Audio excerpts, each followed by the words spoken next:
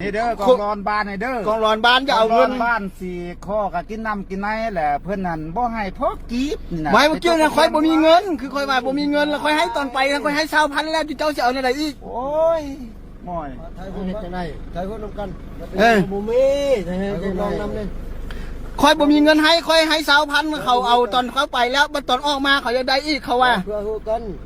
จะน้อยนี่คือว่าเนี่ยเดี๋ยวๆๆใช่ถ่ายเลยนะให้รถนี่นะค่อยบ่มีเงินให้แล้วเขาว่าบ่ให้ไปตอนนี้นะเฮ็ดอะไรพี่น้องตอนออกเมื่อเจ้าก็สิเอาให้ค่อยเอาใส่มาให้ผู้เจ้าสำนักนั้นบ่พอให้บ่พอยังมันเป็นทางสาธารณะเจ้าเที่ยงไรจะเตียงเก่งเที่ยงยังค่อยอยากไปเจ้าบ่ให้ไปมันอะไรแท้บ่แม่นบ่ให้ไปเมืองกันนี่เขาพิษนะไปไปบ่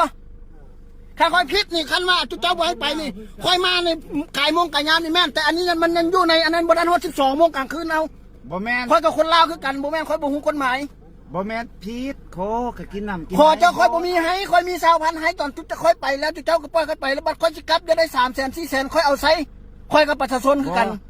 อันจะสิให้เท่าไรแท้เนาะค่อยบ่มีให้กันยังบ่เห็นอะไรซะคนเตียงเก่งแท้เนาะบ่ฮะ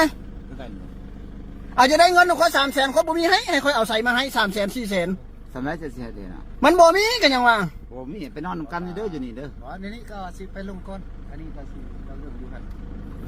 บ่เล่าเรื่องเลยเนี่ยเสียเวลาค่อยนี่หัวหน้ายังอยู่หัวหน้าก็ยังอยู่บ่ไปลงไปจะได้หัวหน้าอันสู้สุดคาดแท้น่ะไปลงน้ำเพิ่นไปเบิ่งไปลงก่อนหมดจักรถก่อนผู้ใดสุดคาดแท้น่ะ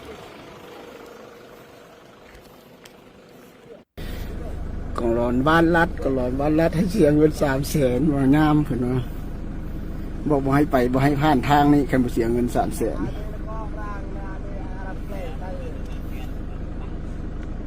คันสิไปแล้วบ่ให้ไปว่าหัวหน้าบ่ให้ไปเนาะบ่ให้ไปแล้วก็กลับคืนได้เสียเงิน300,000จะให้ไป300,000ไปได้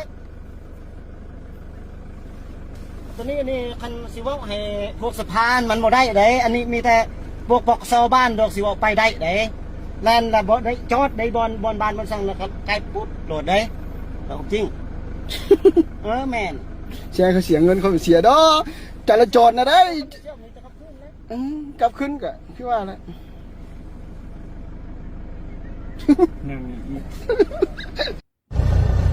โอ้ขบอยไปเนื้อละปานี่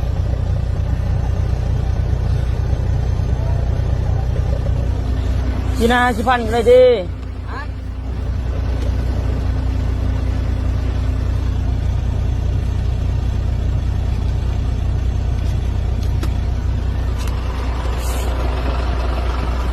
เลยที่ไปเลยที่เป็นนี่นะไปเลยมีแต่วันเดียวนี่แหละมีแต่คนเดียวไปพุ่มบริเสียหรอแม่นอาชิบันขากลับมาบริเสียที่อ๋อบริเสียโอเค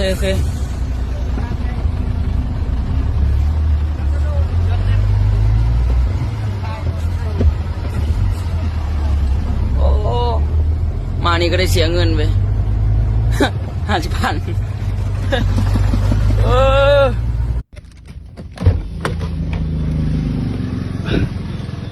บัดนี้เพิ่นจับปืนเลยบัดเนี่ย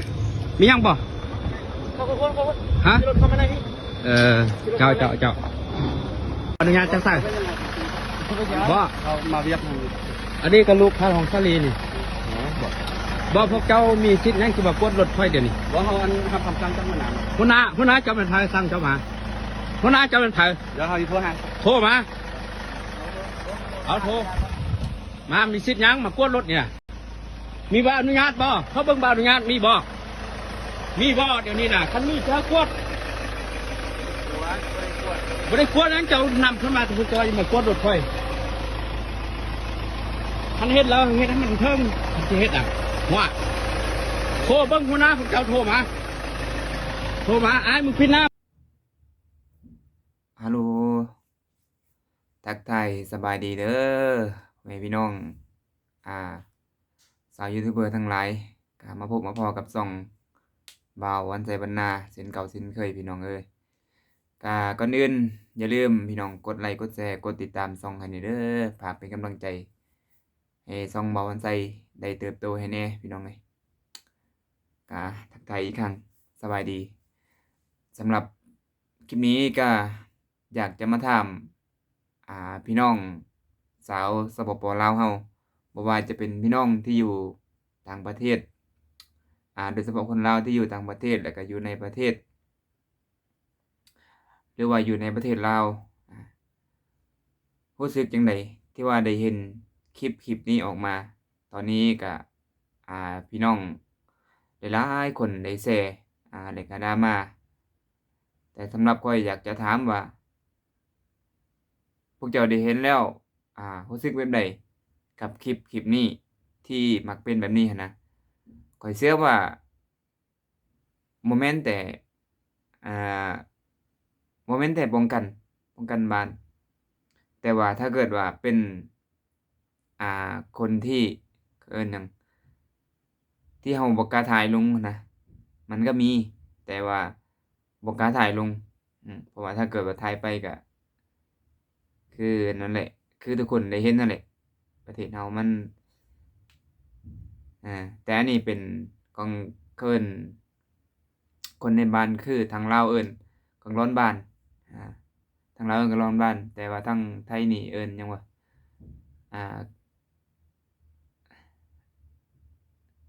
นายบ้านบ่รองนายบ้านบ่ว่านี่แหละแต่ลาวนี่จะเอิ้นว่าของร้อนบ้าน คืออยากจะถามว่าในอาเซียนนี่ในอาเซียนยังมีอยู่บ่ที่ว่าหากินแบบนี้หั่นนะหรือทุกคนที่อยู่ต่างประเทศบ่ว่าจะเป็นอยู่ประเทศอันใดที่มันอยู่ในอาเซียนหั่นนะว่ามันยังมีอยู่บ่แบบนี้หั่นนะแต่ข้อยคิดว่าสำหรับข้อยคิดว่ามันบ่สมควรละเพราะว่าในการที่เราจะไปเส้นทางนั้นมันเป็นเส้นทางหลวงแล้วเป็นเส้นทางของรัฐนะแต่เป็นหยังจึงมาขอแบบนั้นนะตามที่เห็นมันแบบอายประเทศคนอื่นเขานะบ่อยากให้มีถ้าเกิดว่าเป็นไปได้นะบ่อยากให้มีซะพี่น้องบ่อยากให้มีในประเทศลาวมันรู้สึกอับอายเขาหั่นนะอยากให้ไปหาแนวอื่นซะเงิน 4-50,000น่ะไปหาปัจจุบันนี้มันมีหลายการหาอยู่ดอกถึงว่าประเทศสิเงินเฟ้อแน่ก็มีโอกาสได้หลายกว่าหั้นพี่น้องบ่จำเป็นต้องไปนั่งขอนำชาวบ้านที่เขาเจ้าหาเงินเพราะว่าในการหาเงินของเขาเจ้านี่มันบ่แม่นว่าสิได้กำไรหลายพี่น้องอย่างเช่นคนซื้อถ่านดำนี่นะซื้อต้นทุนเป็น10-20 ล้านแต่กำไรมันมีอยู่แต่500,000บางทีกำไรมีอยู่แต่ล้านเดียวนะแล้วก็ใส่น้ำมันรถอีหยังอีกก็เจ้าสิมาขออีกมันเป็นไปบ่ได้ถ้าเกิดว่าเป็นไปได้ก็ขออย่าให้มีเลยพี่น้องแบบนี้นะมันก็คิดว่าประเทศอื่นอาจจะบ่มีแล้วแบบนี้สิ่งแบบนี้หั่นนะก็อยากให้เป็นคือประเทศเขาเนี่ยบ่อยากให้มันมีถ้าเกิดว่าทุกคนได้เห็นคลิปนี้ก็ฝากแชร์หน่อยก็ได้พี่น้องบ่อยากให้มันมีหั่นนะบอกถึงในเส้นทางนั้นในประเทศในเขตนั้นน่ะในแขวงนั้นบ่อยากให้เฮ็ดซะบ่ต้องไปขอแบบนั้นซะให้เขาเจ้าได้ไปสะดวกหาเช้ากินค่ำคือกันไปหาเฮ็ดแนวอื่นอาจสิดีกว่าข้อยคิดว่าหรือทุกคนคิดว่าจังได๋ข้อยคิดว่าไปหาแนวอื่นดีกว่าไปหาเก็บกาแฟอย่างเช่นภาคใต้หั่นนะเก็บกาแฟก็วันหนึงก็ได้อยู่เป็นแสน2แสนนั่นดีกว่าไปนั่งขอแบบนั้นมันรู้สึกแบบอับอายบ่แม่นอับอายประเทศตัวเองหรอกอับอายประเทศเขาแต่เจ้าที่บ่เคยมีแบบนั้นหั่นนะก็